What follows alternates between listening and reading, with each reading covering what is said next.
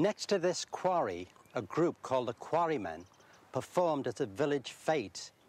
There are no plaques or signposts, but at the side of this picturesque quarry is one of the most significant sites in the whole history of rock and roll, because in this ground here, is where Paul McCartney first saw John Lennon perform with the Quarrymen, where they first got together. And from here, the whole history of rock and roll was to change. And Liverpool was to become the rocking city, create a type of rock and roll, and take it right back to the home of rock and roll in America. I'm here at St. Peter's Village Hall, just a short walk away from the village fete where the Quarrymen played, about 20 yards from the gravestone of a certain Eleanor Rigby. And in this very room, rock and roll was redefined when Paul sat down to chat with John, and John started playing some chords on his guitar, and Paul started writing out some lyrics for him, and the two of them began to chat, realized that they had a closeness between them almost straight away, and as a result, the huge explosion and exciting new rock and roll hit the world in the 60s, and it was all born in this very room. The two of them got together, met, were kindred spirits, and soon after, one of John's friends went up to Paul and said, "John wants you to join the group." In the Liverpool home where he lived with his aunt and uncle, John Lennon dreamed of becoming a rock star like Elvis Presley. Just down the road lived Paul McCartney, whose father once played in a ragtime band. George Harrison, who lived in this house and rode the bus to school every day with Paul, idolized guitarist Duane Eddy. Growing up near the city's docks, Ringo Starr played drums with Liverpool's biggest rock band, the Hurricanes, until he met the Beatles in Hamburg, Germany. None of them had been abroad before, and suddenly we're in this neon-lit street with all sorts of sex shops and gangsters on the door, and they were just boggled-eyed. They served their musical apprenticeship in Hamburg. They worked sometimes from 6 o'clock at night till 3 o'clock in the morning. And they exploded on stage. The bouncers thought, oh my God, there's a fight. And it wasn't. It was the explosion of the Beatles. And then we went back to Liverpool and got quite a few bookings. You know, they all thought we were German. You know, we billed us from Hamburg, and they all said, you speak good English. You know?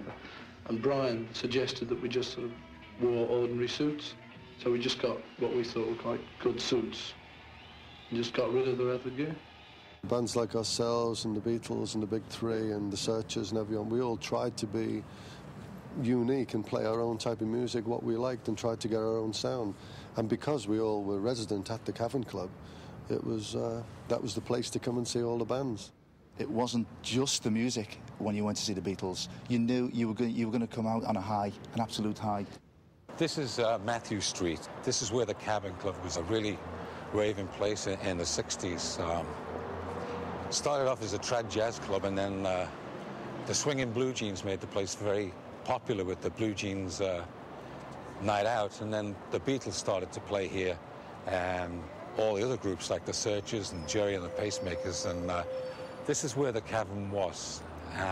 People ask me about the Cavern, and I always tell them that it was sweaty, it smelt, but to me it was the best rock and roll place that ever was, you know. And in the early 60s, it was a place where kids could rock and roll and have fun without anybody getting on their backs.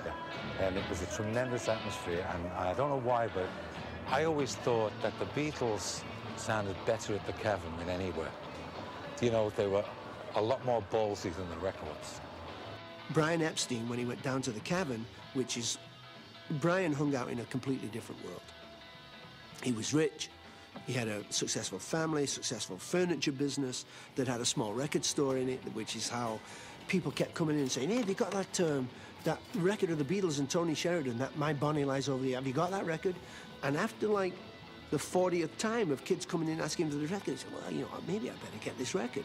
And he started the record in, he sold it out, he got another 1,000, he sold that out, and he said, well, who are these kids? And they said, well, they're playing at this place called the Cavern. Why don't you go down and check them out?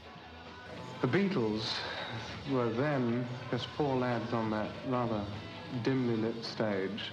I was immediately struck by their music, their beat, and their sense of humour actually on stage. And even afterwards, when I met them, I was struck again by their personal charm. And it was there that really it all started. We do like the fans and enjoy reading the publicity about us, but from time to time you don't realise that it's actually about yourself. And once when the boys came for me, they popped in to see me mum and my dad, you know. We had to go out the back because, you know, there's 20 or 30 outside. And they wouldn't believe me, mother, you know, they'd knock in saying, can we have their autographs?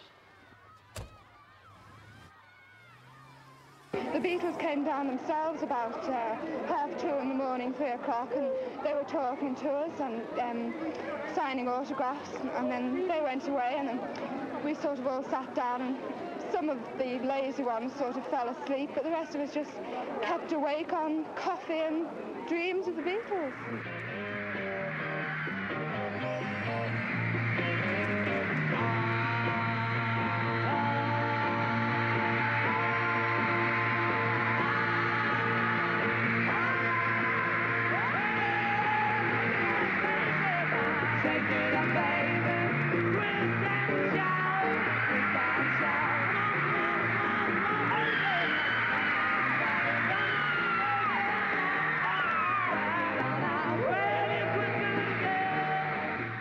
The Beatles were like a gift from God.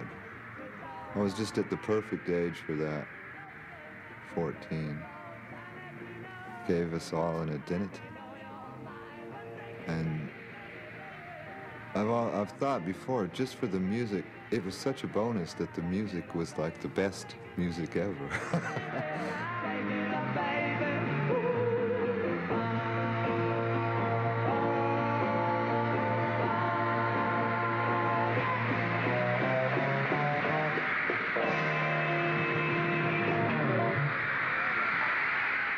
I was Beatles all the way, man. My bedroom wall was in fact completely covered. The walls, ceilings, doors, any Beatle pictures were stuck on my wall.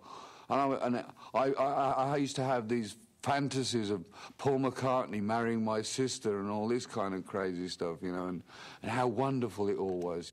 You're going over to the States early in the new year, and you're going to top the bill on the Ed Sullivan Coast to Coast show. John, so far, all British pop stars have not made a tremendous impact on the States. How do you think you're going to fare? Well, I can't really say, can I? I mean, is it up to me? No. I mean, I just hope we go all right, you know. Are you going to vary your act at all for the American audience? No, I mean, we haven't really got an act, so we'll just do what we do. I went to New York with the boys, and you would see men of, you know, middle-aged men walking down Fifth Avenue with Beatle wigs on their heads. And no matter where you turned your dial on your radio, at any time of the day, you would hear a Beatles song. It was complete saturation. I think life for the Beatles in the early days was very tough. Once the success had come, once they were not only a success in England, but also broke the breaches in America, then they lived in a giant goldfish bowl, and they couldn't escape. The British invasion this time goes by the codename Beatlemania. D-Day has been common knowledge for months, and this was the day. The Beatles are coming, They got bigger and bigger and bigger and bigger, and so finally we got to the point where they landed at the airport in New York, and there was like 50,000 people there. It was unbelievable. That's it. This is it.